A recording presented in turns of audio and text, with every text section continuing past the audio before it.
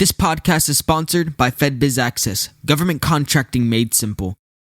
I'm Miles Minich, and I do marketing for small businesses. You are listening to FedBiz'5, where you get informed, get connected, and get results. Hello, and welcome back, FedBiz'5 family. We are back today. We have a special guest, Ms. Tracy Plant. How are you doing today, Ms. Tracy? Very good. Great. We thank you for being here, and we thank you for joining us today. Ms. Tracy, before we actually begin, can you just tell us what you do? I am the Vice President of Sales here at FedBiz'5, and I oversee our consultants as well as make sure our client family is taken care of from initial investment to fulfillment.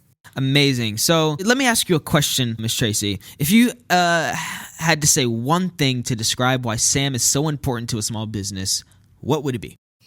Oh, that's a great question. Now, there's many reasons. I won't go into all of them, obviously, because you want one. I think if I have to say just one thing, it's the DSBS, which is the Dynamic Small Business Search. There's so many questions. But first, why is it so important to a small business? Well, I'm glad you asked.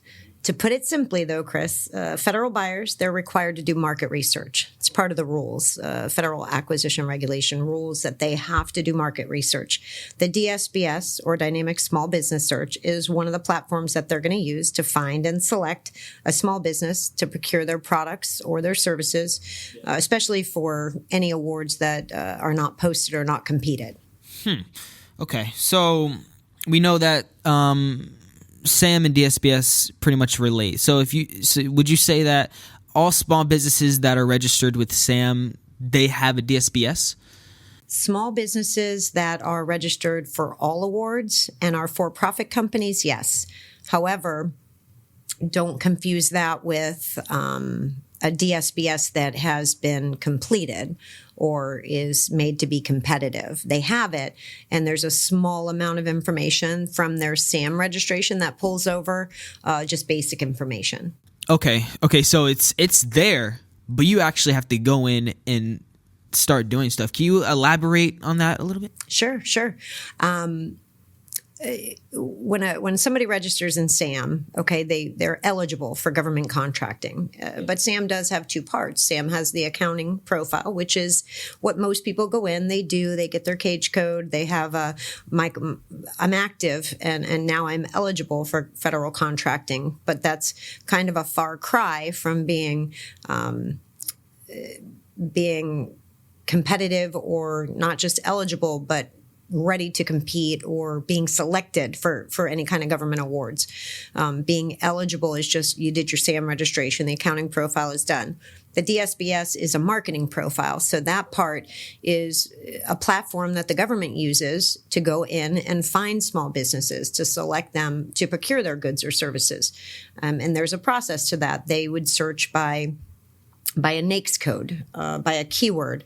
So if a company doesn't have the proper NAICS codes that, let's say, the government is utilizing to label what they sell, what product or service they sell, which, takes research and probably a whole nother podcast on that. But if they don't have their keywords either, they're just not going to show up in a search. So for this conversation, though, let's say they do. They show up in a search. They have some keywords and they have some NAICS codes. A federal buyer, which could be a contracting officer or a prime contractor, does a search and a small business shows up. The next thing they're going to do is kind of go under a microscope. They're going to say, what's their narrative? Does the narrative have information that is something that I'm looking for? Is the product or service I'm looking for in that narrative? So I know to dive a little deeper. They're going to look at their past performance. Do they have past performance from 10 years ago listed? Do they have any past performance listed? They're going to look at their NAICS codes. They're going to look if they have bonding levels, if that's applied to them. They're going to look at their business type percentages. So there's a lot of stuff on the DSBS that they're going to look at.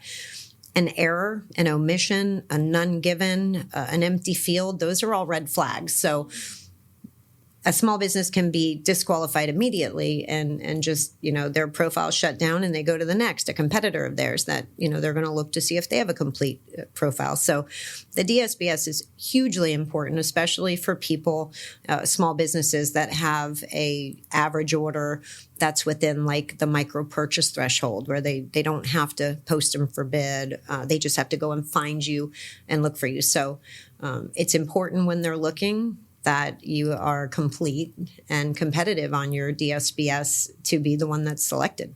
Beautiful. Thank you for being here, Ms. Tracy. And with that being said, this is FedBiz'5, where you get informed, get connected, and get results on government contracting. That is it for today. Have an amazing day. This podcast is sponsored by FedBiz'5, government contracting made simple. For more information, visit FedBiz'5.com. That's FedBiz access.com.